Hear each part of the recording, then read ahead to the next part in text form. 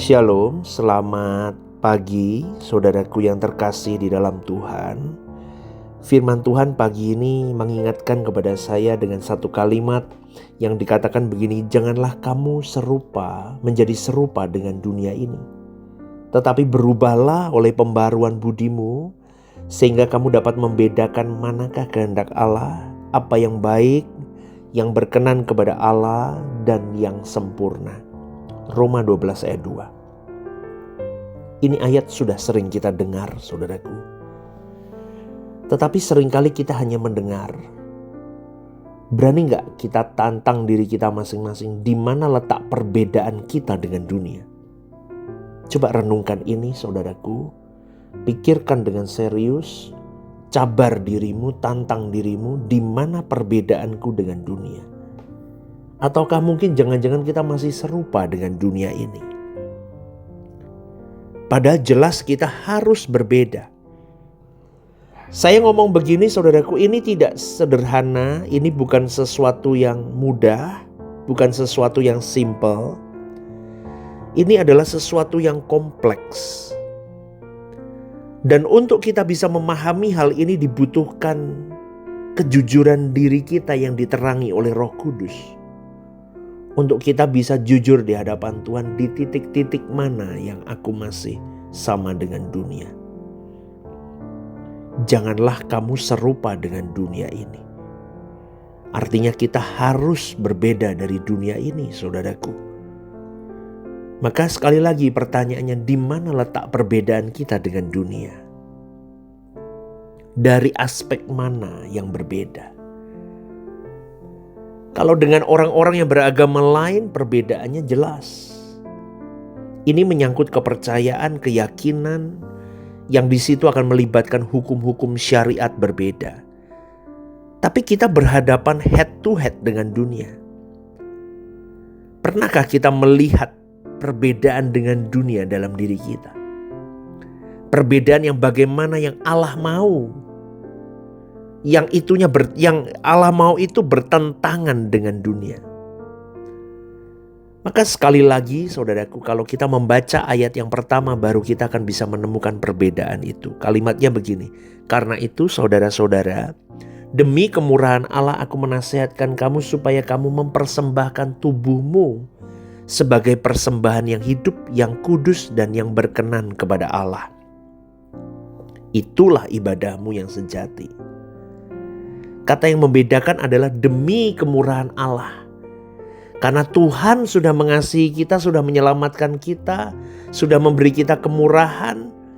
Ini yang anak-anak dunia tidak kenal, saudaraku. Kita adalah orang-orang yang berhutang karena kemurahan Allah.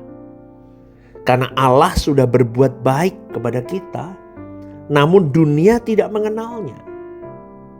Ini sama dengan permulaan 10 hukum Taurat yang dimulai dengan kalimat akulah Tuhan Allahmu yang membebaskan kamu dari perbudakan bangsa Mesir. Sama dengan demi kemurahan Allah. Karena kita telah menerima kemurahan Allah. Jadi kita memiliki satu hal yang dunia tidak miliki. Yang kalau dibahasakan dengan kalimat lain berbunyi, baik kamu makan atau kamu minum atau melakukan segala sesuatu, lakukan semua untuk kemuliaan Allah. Artinya, karena Allah sudah menyelamatkan kita, maka semua hidup kita ini untuk Tuhan, tentang Tuhan dan kerajaan Tuhan. Dan kita lakukan kehendak Tuhan. Jadi kalau dunia melakukan segala sesuatu untuk dirinya sendiri, tapi kita berbeda sebagai anak Allah. Kita melakukan segala sesuatunya untuk Allah, kehendak Allah, kerajaan Allah, dan keinginan Allah, bebannya Allah. Berarti kita ada di wilayah yuridiksi atau kekuasaan Allah. Amin gak saudaraku? Ya makanya saudaraku, pada pagi hari ini saya rindu kepada kita semua bahwa hidupmu dan hidupku bukan tentang kita lagi. Maka pertanyaannya, apakah kita sudah hidup sepenuhnya untuk kemuliaan Allah? Nah itu pertanyaannya. Jujur, tidak sepenuhnya kita hidup untuk kemuliaan Allah. Betul gak? Tapi sekarang Setelah mendengar renungan ini kita mau serius. Aku mau 100% untuk Allahku. Tapi jujur ya, untuk mencapai itu tidak mudah loh. Karena keberadaan kita yang masih melekat dengan daging, yang masih melekat dengan manusia lama, membuat kita tidak bisa 100% buat Tuhan, all out. Kalau orang terlambat untuk mencapai ini, sulit. Padahal Tuhan menghendaki agar segenap dipersembahkan bagi Dia. Ayat selanjutnya indah sekali, Roma 12 ayat 2, janganlah kamu serupa dengan dunia ini, tapi berubahlah oleh pembaharuan budimu. Siapa yang mengubah pembaharuan budi kita? Tentu kolaborasi antara pekerjaan Allah dengan diri kita sendiri, yang diterangi, dipimpin, dikuatkan oleh Roh Kudus.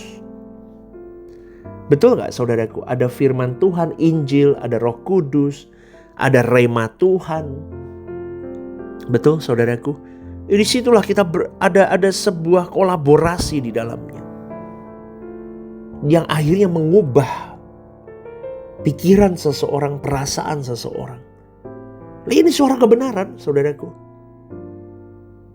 Maka heran saya kalau ada orang yang berkata bahwa hidupnya hanya untuk tentang dia. Itu belum. Kalau orang sudah hidupnya di dalam suara kebenaran, pasti dia fokusnya tentang Tuhan dan beban Tuhan. Maka dalam beberapa khotbah yang saya sampaikan di awal tahun ini tentang jiwa-jiwa.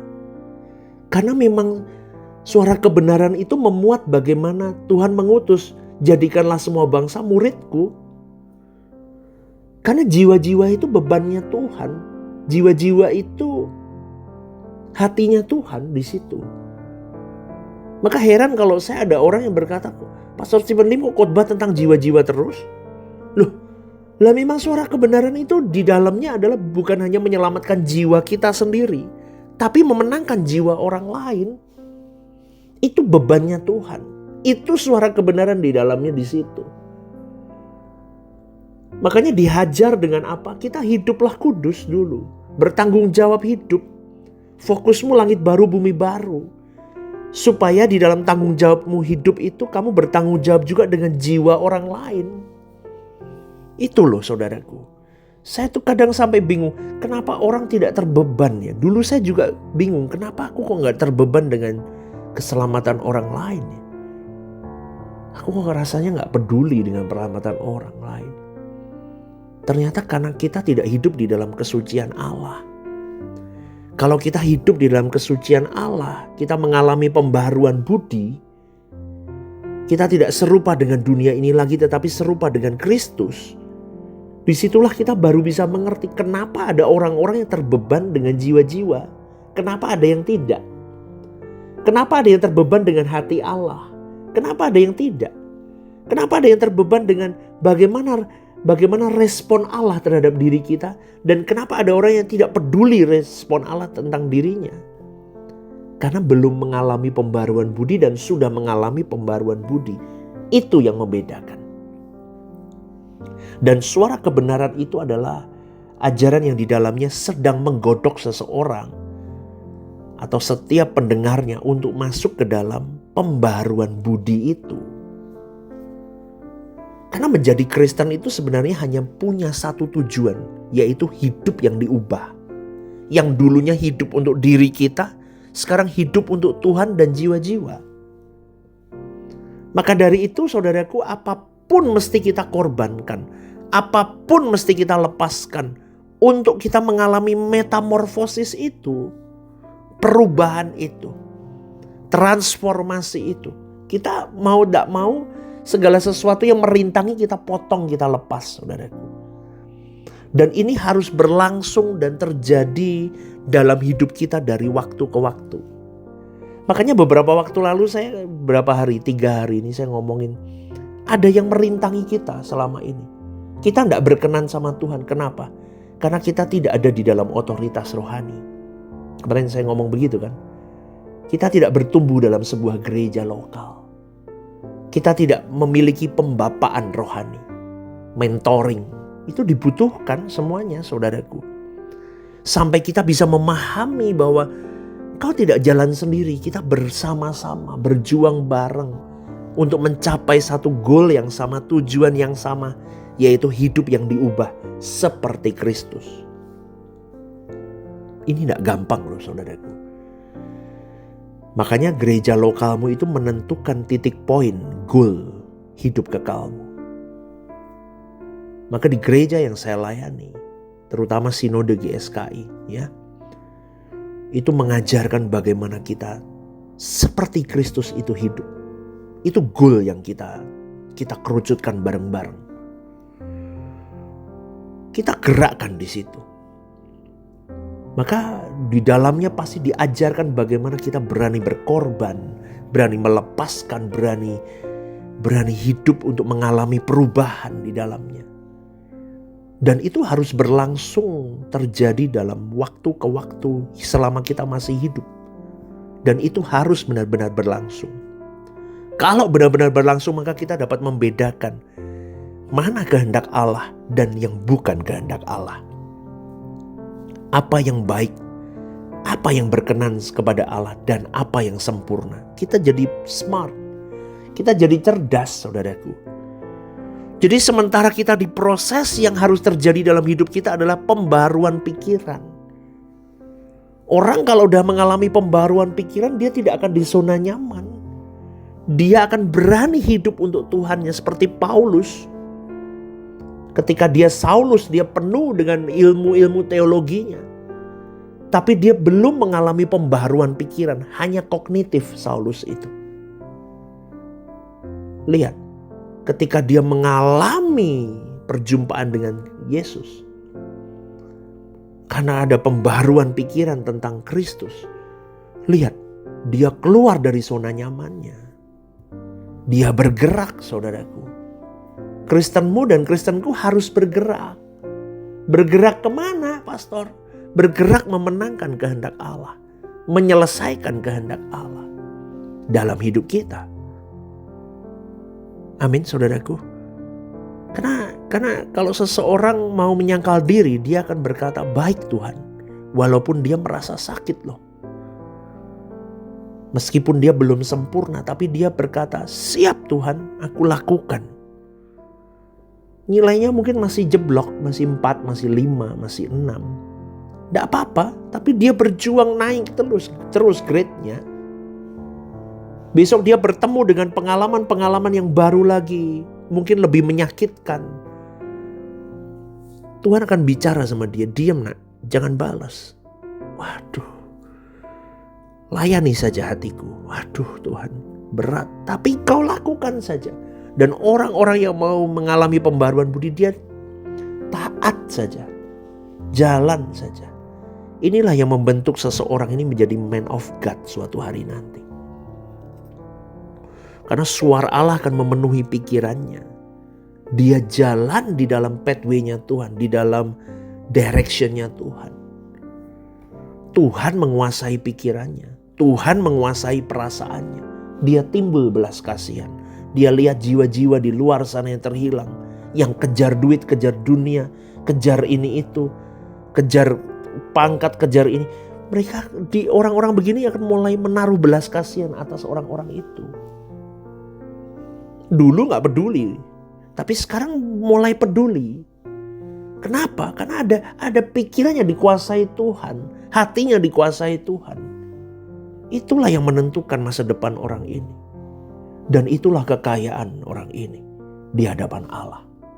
Makanya Tuhan pernah berkata, kumpulkan hartamu di surga. Itulah sumber kekayaan. Karena terbeban dengan pikiran Tuhan dan perasaan Tuhan. Kamu mau sepintar apapun kognitifmu tentang teologi. Tapi kalau kamu tidak berbuah, tidak menjadi berkat untuk banyak orang, percuma saudaraku. Maka sekali lagi pagi hari ini saya katakan sekali lagi, keluar dari zona nyamanmu. Temukan kehendak Allah. Gumulkan kehendak Allah. Langkahkan kakimu. Gerakkan tubuhmu. Menangkan jiwa-jiwa untuk kerajaan Allah. Amin saudaraku. Sekali lagi biarlah renungan ini menjadi berkat untuk kita semua. Jangan pernah ada di zona nyaman. Hidupmu harus berubah. Hidupmu harus diubah. dan mengubah banyak orang. Rehoboth Semarang, One Vision, One Heart for Harvesting. Tuhan memberkatimu.